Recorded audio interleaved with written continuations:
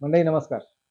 अमर Bhosale official या YouTube चॅनलमध्ये मी अमर भोसले आपणा सर्वांचं स्वागत करीत आहे. अतिशय आनंदाची बातमी आज आपल्यापर्यंत आलेली आहे आणि पुन्हा ती पॅरिस ऑलिम्पिकमधूनच आलेली आहे. स्वप्नील कुसाळे हा आपला कोल्हापूरचा नेमबाज. त्यांनी नेमबाजीमधलं आपलं सर्व कौशल्य पणाला लावत कांस्य पदक जिंकलेलं आहे. मनू भाकर हिनं 2 पदकं जिंकली आणि आता आपला हा महाराष्ट्रीयन मराठी खेळाडू स्वप्नील कुसाळे यांनी हे स्वप्न त्याचं साकार केलेलं आहे ऑलिम्पिकमध्ये पदक जिंकण्याचं. गेले अनेक वर्ष तो यासाठी प्रयत्न करत होता आणि त्यांनी राष्ट्रीय स्पर्धेमध्ये असेल किंवा ह्याच्यामध्ये आशियाई स्पर्धांमध्ये असेल, दोन्हीकडे त्याला सुवर्ण पदक मिळालेलं होतं.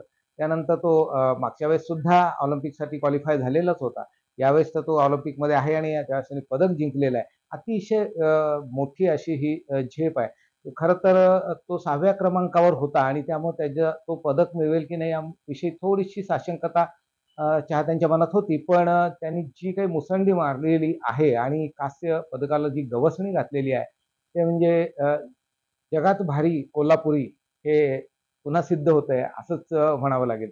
आणि साधारणपणे खाशाबा जाधव यांनी 1952 साली ऑलिम्पिकमध्ये कुस्ती या प्रकारामध्ये पदक मिळवलेलं होतं. तेही कांस्य पदकच होतं आणि त्यानंतर जवळ-जवळ आज आता 72 वर्ष झालेली आहेत आणि 2024 मध्ये एका मराठी माणसाने पुन्हा तो इतिहास घडवलेला आहे आणि याचा निश्चितच खूप आनंद आहे, की 72 वर्ष एका मराठी माणसाला आपल्याला लागली, पण स्वप्नील कुसाळेच्या द्वारे हे पदक मिळत आहे, भारताला मिळत आहे.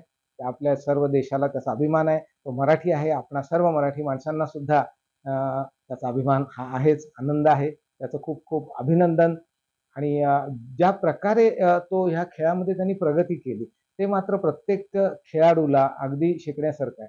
कारण साधारणपणे एवढ्या मोठ्या खेळामध्ये की जेव्हा क्रमांक आपला मागचा होत जातो, त्यावेळेस आत्मविश्वास कुठेतरी कमी होतो.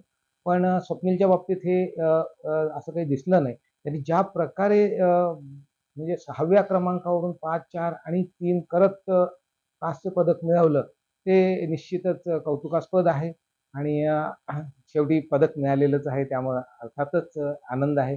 स्वप्नीलचं खूप खूप अभिनंदन आणि कोल्हापूरचे लोकं कुठेही मागे नसतात आणि हे पुन्हा एकदा सिद्ध झालेलं आहे आणि जे आपण कोल्हापूरची कुस्ती तशी प्रसिद्ध आहे आणि कुस्तीतला डाव जो असतो तो आपणाला जे कुस्ती पाहतात त्यांना माहीत आहे. त्यामुळे अचानक एक वेगळा डाव टाकून कुस्ती जिंकल्या जाते.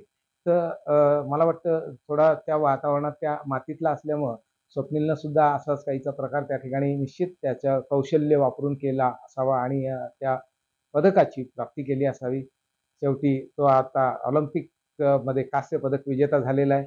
पॅरिस ऑलिम्पिक 2024 यामध्ये एक पदक कोल्हापूर वासियांनी आणलेलं आहे. ही सर्व मराठी लोकांसाठी निश्चित आपणा सर्वांसाठीच अभिमानाची, आनंदाची गोष्ट आहे. त्याचं खूप खूप अभिनंदन. त्याच्यापासून इतर खेळाडूंनाही प्रेरणा मिळेल याची निश्चित खात्री आहे. स्वप्नील कुसाळे पुनश्च अभिनंदन. असाच प्रगती करत राहा. धन्यवाद मंडळी. आज इथेच थांबतो.